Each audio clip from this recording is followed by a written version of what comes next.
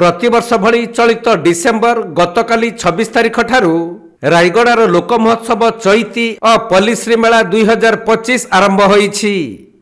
GCD high school पड़िया आयोजित यह मेला 30 तारिख पर्यंत चलिबो। एही अवसर में मां मझीघरियाणी मंदिर में पूजार्चना पर कलश यात्रा और चैती मशाल एक विराट शोभायात्रा बाहरी चैती पड़िया पहुंचीथिला। पर जिला संस्कृति परिषद अध्यक्ष तथा जिलापाल श्री कुलकर्णी सभापतित्व में उद्घाटनी समारोहर आयोजन होइथिला। एथिरे ओडिशा सरकार मत्स्य प्राणी संपद और विकास मंत्री गोकुलानंद मल्लिक मुख्य अतिथि भाव जोगदेई चैती महोत्सवर उद्घाटन करथिले। एही अवसर में ओडिशार सुनामधन्य कंठशिल्पी द्वारा परिवेशित संगीत और अन्य नृत्य कलाकार द्वारा सांस्कृतिक कार्यक्रम परिवेषण होइथिला। देखु आज हूँ गोटे सौभाग्यर दिन। आज जो रायगड़ार परंपरा पर्व चैती पर्व पल्लीश्री मेला उद्घाटन करिवार मते सौभाग्य मिली मौका मिली। तेणु मुझे धन्यवाद देवी जो जिला प्रशासन एवं संस्कृति विभाग मिलित आनुकूल्य गोटे भव्य दिव्य कार्यक्रम आयोजन करिसेंती।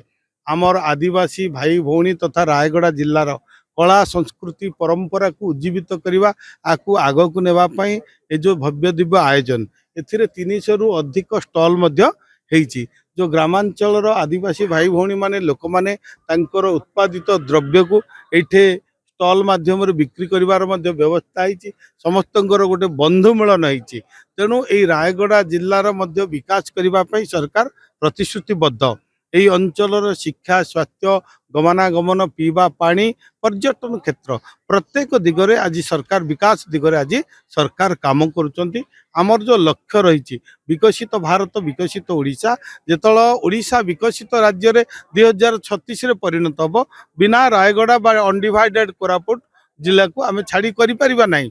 तेणु प्रत्येक जिलार विकास में आज जो भाव मुझे धन्यवाद देवी प्रिय प्रधानमंत्री को जो आपनकर 6 lane highway national highway Gopalpur ठार जयपुर जोटा कि आपन को 9 रु 10 घंटा लगुच सेटा हो गला पर आपन को मात्र 3.5 घंटा रु 4 घंटा लगिबो। माने समय मध्य बंचिबो एवं एथिरे इंडस्ट्री गुडा बढ़िबो। कॉरिडोर जो इकोनॉमिक कॉरिडोर वृद्धि पाइबो। पर्यटक माने मध्य अंचल को छुट्टी आसीबे।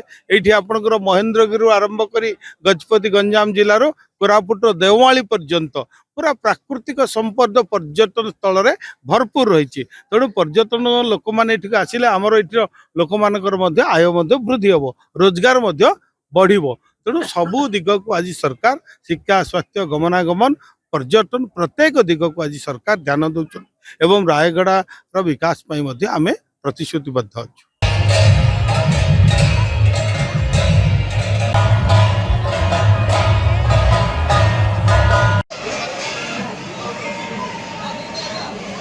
रायगड़ारू प्रफुल्ल कुमार बेहेरा रिपोर्ट कोणार्क लाइव।